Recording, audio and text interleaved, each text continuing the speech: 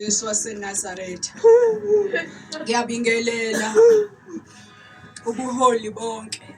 Ngibingelela umfundisi, ngibingelela umama, ngibingelela obaba, omama, abantu abasha no-Sunday school.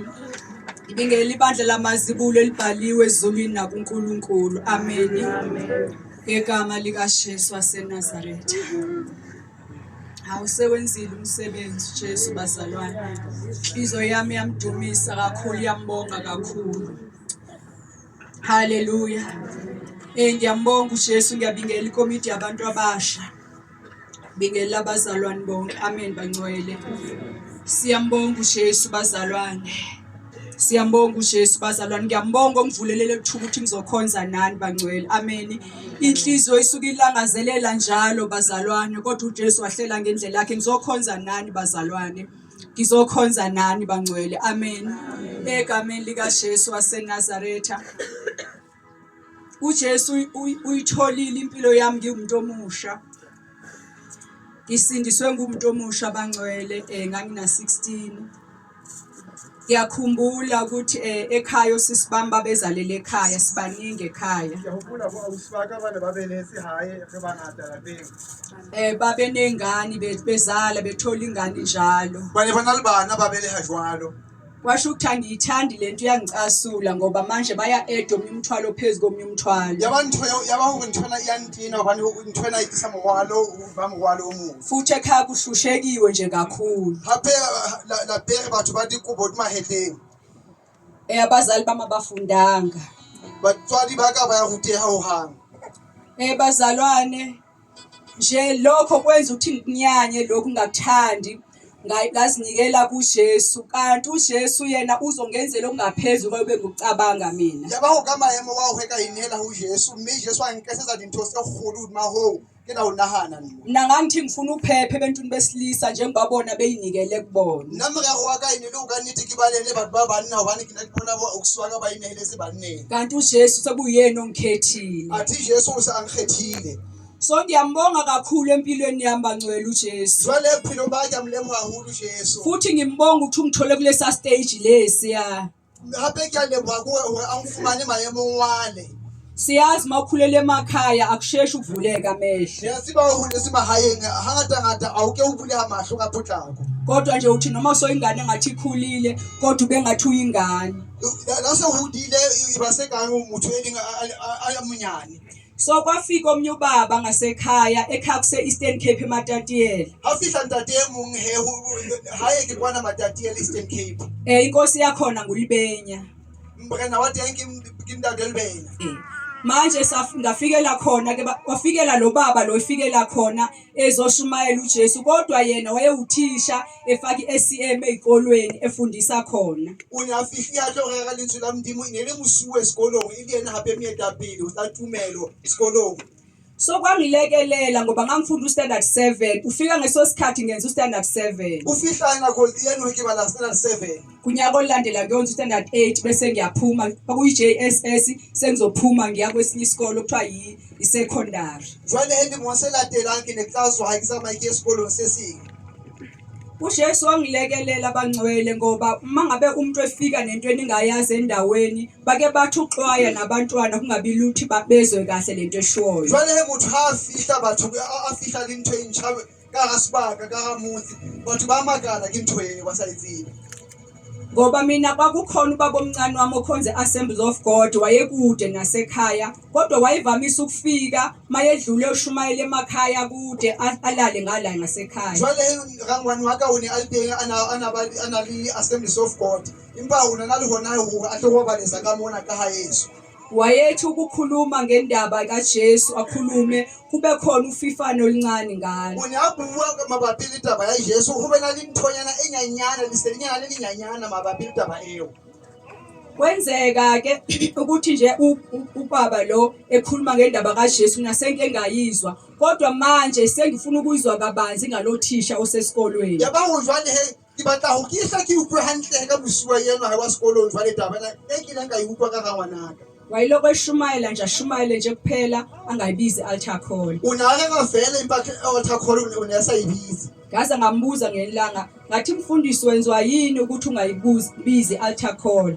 Ngamutsa etsa silele ka ukuthi ke ka ngwana altar call usayibizi.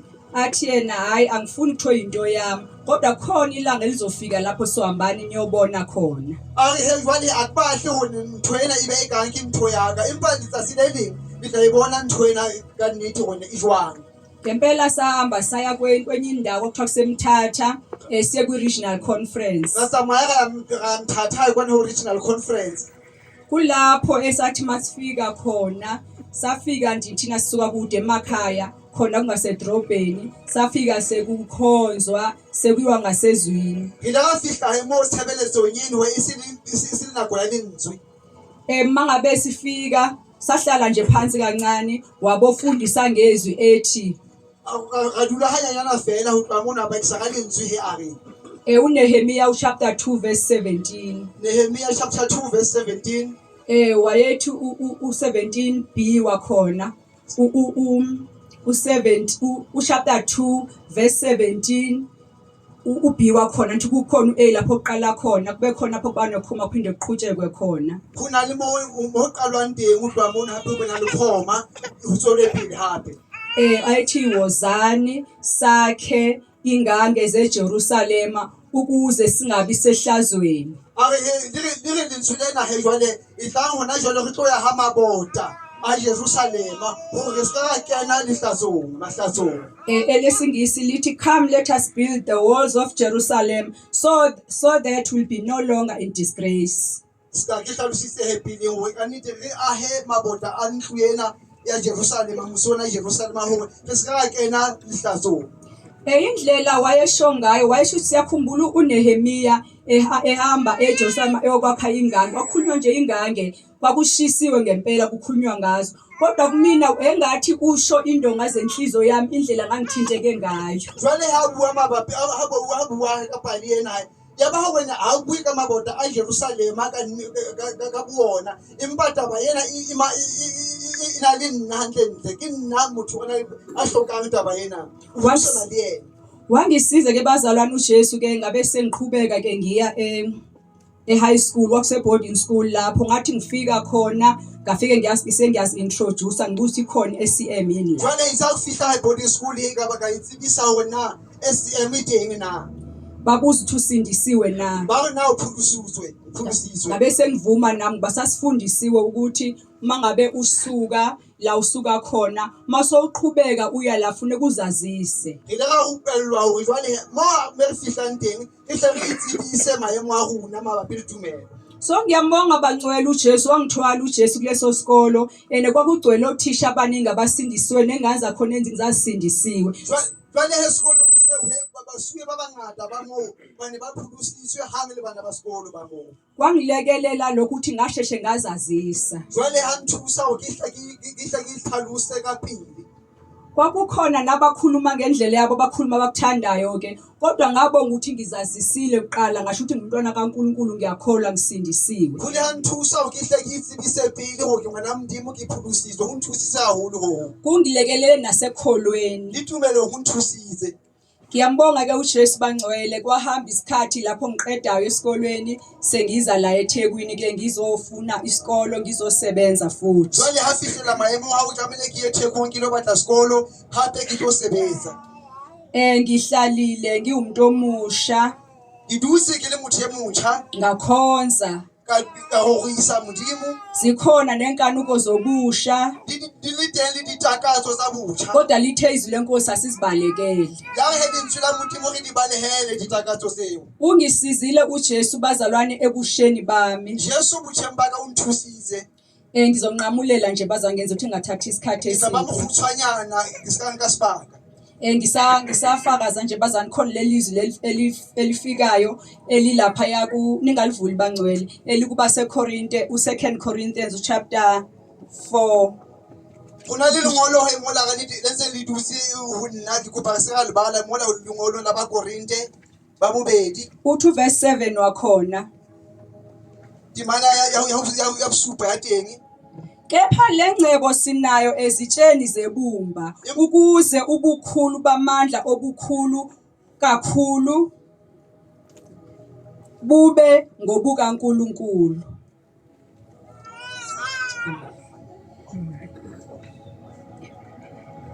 Empa he ona moruo ona he re na le ona o dijaneng sa letsopa Kepha lengcebo sinayo ezitsheni sa zebumba letsopa yes ukuze ubukhulu bamandla hore matla obukhulu a maholo a modimo obukhulu kakhulu a maholo haholo bube ngobukaNkulunkulu. ibe ntho ya modimo. Sisakhuleka nje bazalwane mkhona lokho ukuthi sinayo lengcebo ezitsheni zebumba Jwale he a re tla rapela jwale e a dula palena wena re na le ona moruo ona dijaneng sa letsopa ukuze ubukhulu bamandla obukhulu kakhulu hore boholo bo boholo bube ngobukaNkulunkulu. ibe ba modimo. Singakwenza konke sikwenze konke kodwa thina sizitsha zebumba Re ka di yesa kaofela empa rona re dijana sa letsopa kodwa ubukhulu kakhulu bube ngobukaNkulunkulu. empa ho hoholo haholo ibe ha modimo. Bendlula kulelo zibazalwane. Ha le feta fela Ngiyambonga uJesu ukuthi ngithe sengikhonzile ebusheni ya moleboha modimo hore ilare ha se ke entse ka phetha tsa moraro wa hae botjheng ba ka ngashada ngina 32 ka nyala ke na le 32 bese ukuningi sengidlule kokakhulu ke bangcwele. ingata dintho ke ileng ka feta ho tsona baina uJesu engithwele Jesu a ngwetse kodwa ngithokozile ebusheni. empa ke thabile botjheng Ungenzele umusa uJesu ukuthi ngithokoze ebusheni. o nkasedise mohau Jesu ho botjheng ba ka ke thabe Ngithe ngina 5 years itse ke na le dilemo tse hlano umyeni wami wayenkosini. molekane wa ka a hlokahala Ebazalwane uJesu nguye ophamandla nguye oqinisayo. Jesu ke yena tisang motho mme hape a mo fe matla Kuthe kubuhlungu njalo kodwa kwavuka ukuthi kahle kahle uJesu bese ihambile indlela yami ngaphambilini. jwale ya ba ho ka nnete ho hotle ku Jesu tsela ya ka o itsamaile ka pele haholo Noma ngihlalile ebusheni kangaka kodwa manje ngumfelokazi. la ke dutse botjheng ba ka le bontseo empa hona jwale ke mohlolohadi Futhi ngiyabonga uzokhonza uJesu enkonzweni yabantu abasha sengumfelokazi. hape ke a leboha ka nnete hore isa Jesu ke be teng tshebeletsong ena ke le mohlolohadi Ngoba ngiyamazi uJesu iphethe ithwele impilo yami ngumuntu omusha. hobane ke a mo tseba Jesu a hwetse bophelo ba ka ke le motho e motjha Bazalwane kumnandi uhlala noJesu. umnati baina ho dula le Jesu Ebusheni lapho ukhathalele kwenkosi. botjheng mo ka nnete o kgathallang ha modimo teng Cela phamsi izandla abantu abasha. ke kopa batjha ba phamise matsoho Ngicela nithokoze kuJesu bangcwele. ke kopa lenyakalle Cela ho Jesu nithokoze ke kuJesu. kopa lenyakalle ho Jesu Umnandi ukukhonza uJesu ebusheni. ho monate hore isa Jesu botjheng Sengafiki lithi izwi lenkosi lapha Mshumayeli befuna usho ngesixhosa kumshumayeli lithi thokoza kungaze kufika isikhathi lapho uzothi asingiyolele. le he lentswe mona le re nyakalla ho so fihli sebaka seo mo reng teng a ke nyakalle kapa ke thabe Amen.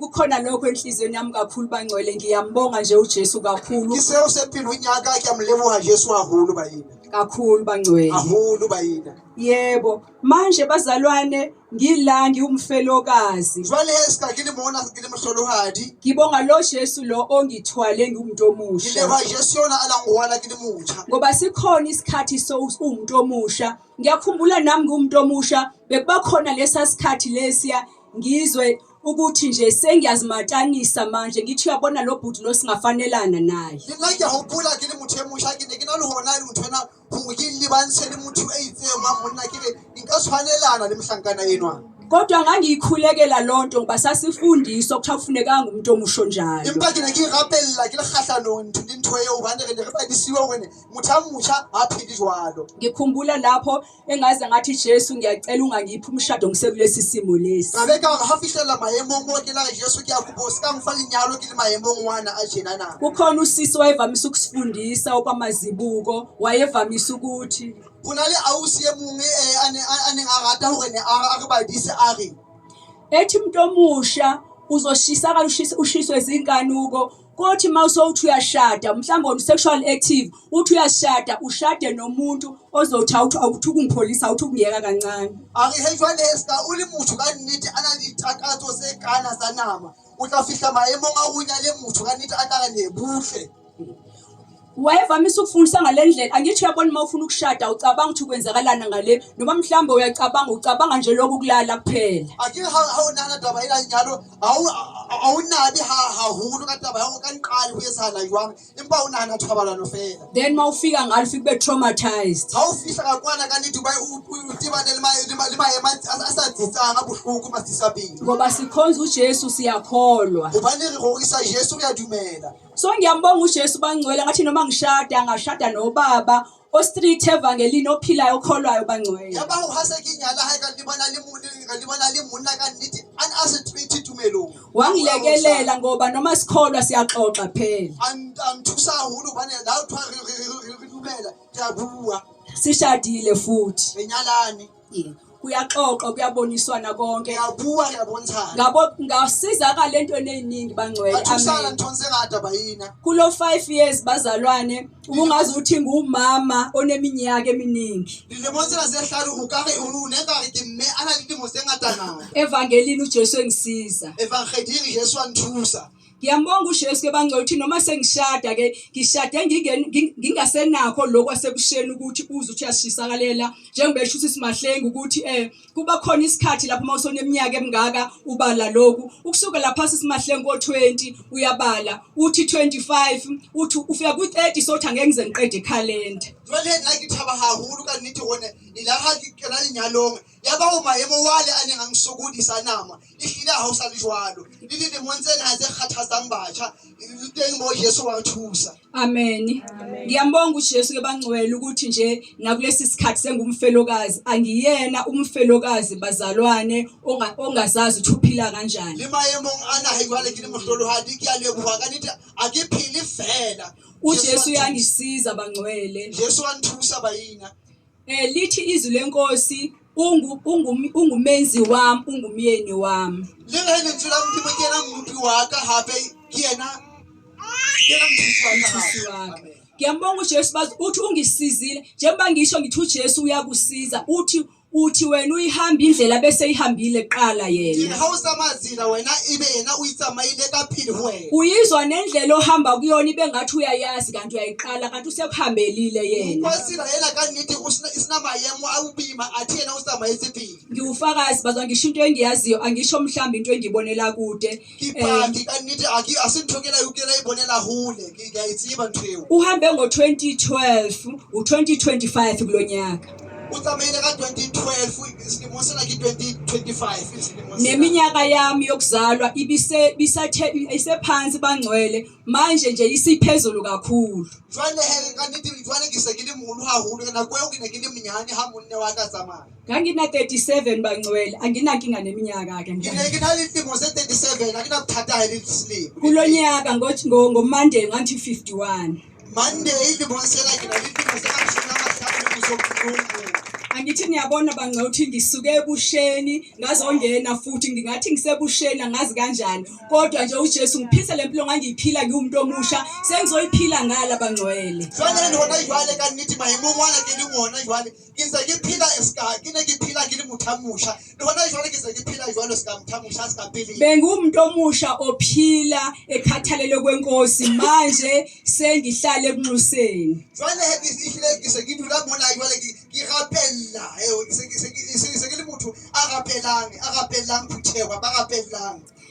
Ngiyambonga uJesu bazalwane angeke ngande kakhulu kodwa enhlizweni yami nje kugcwele ukumbonga uJesu ukuthi uyakhathalela uyanakekela. Bazalwane malithizi lenkosi asizikhethanga nguyosikhethile lisosho lokho nje. Lentswe la mdimo hedire mdimo asihuna ke mkhethile ke yena khethele ala khetha. So ngiyathanda ukuphinda ukusho silibandla sihlangene kodwa kuyinkonzo yabantu abasha kodwa bazalwane abantu abasha ngiyabathanda kakhulu. Isizathu sokuba ngibathanda ngoba ngiyayazi lendlela ayilulanga kodwa mawuhamba noJesu ilula. Amen. Ngiyarata abantu babasha impa ke rata ho behata bena wena asitsela yebubebe batho babasha o itsamaya impa ibebe ha Jesu anteng. Futhi ukhonza mangabe unomoya kaNkuluNkulu bangcwele. Hape urokisa hantle ha moya wa mdimo le teng wena. Ngoba namhlanje kuyilokhu inyama nje inalokho kodwa mawubethele inyama nokuheha kwayo uJesu uyakusiza uyakuthwala. Awule bathagisa nama ka le ditakatso sohle tsa yona Jesu wa rwala ushilo umfundisi wathi ungabi iqili lakho ukuthi ubulezi bona hone sibe muthu kaniti ayikwitila ngwena ka buwena ene futhi uyazazi ngesisikhathi uyiqili lakho futhi uyazazi mawusosizakele wayiziba habe wena ha uyikwitila wena ka sibili habe nawo sewuthusa helisi wena kwaziba sinikela kuJesu sibethela konke esiphambanweni bazalwane ngihela hohle uJesu uthayisa zohle sifaphanweni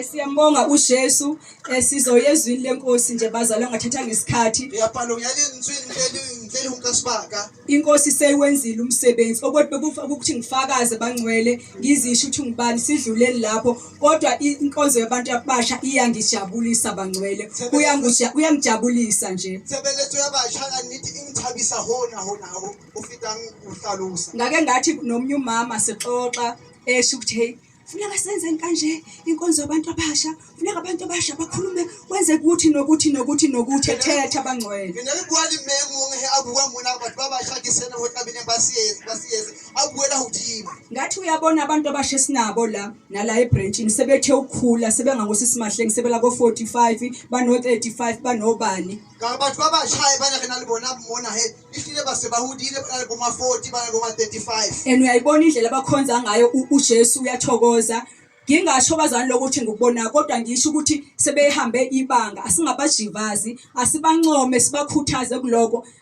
kusekona ukuthi manje sibathethise ngalendlela ingathi izingane encane ngiyakuhlonipha lokho bakwenzayo ngoba nami ngiyakwazi lesi stage lesi ukuthi wakwenzakalani jwale nakiyaziba kanithi wone libakendela bali kulona ngisiba sesahalanga jwale hesikabantu babahulu ayatlamela kuvale balwanise retlamele kubusana hantle libona habe ba hokele mo ba etsang hantle re ba khuthaze jwalo sibakhuthaze njalo amen angivuni isono abantu abasha angivuni isono kodwa nje ukuthi niqhubeke kumsabeni uNkulunkulu nasekumkhonzeni amen ngisho kakawuthi la ke lokhuthaza usheni tswele empili khona hohle kumele hantle amen Siyabonga babotho ngcwele siyabonga Dwala elinamandla uyinkosi wena wedwa uphelele uphakeme akekho ongafaniswa linganiswe nawe udumo lukufanele isibongo sikufanele size kuwe ke Dwala wena osuthisa umphefumulo wethu size kuwe wena osaziyo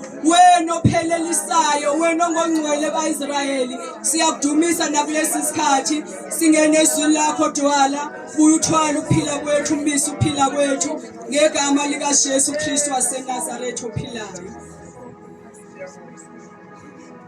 izwi lenkosi bangcwele linzwi kamndimo bayina bazalwane ngijwayele ukinterpreter kodwa manje ingathi ngehluleka kancane sengiyohluleka kumlindo iswayesi bayina wona ikitoloke kwale kifumana kile mathatha okimemele abuti sengiyayibona into behlangana nabazali mabefakaza kuinterpreter isakibona emayemo kanithi bathu batolokang bayemo batehanani wona kapa bayikophanani wona kodwa ngicela siyezwini bazalwane kuMateyu chapter 6 ikupariele ntswini la Mateyu khaulo ya bosupa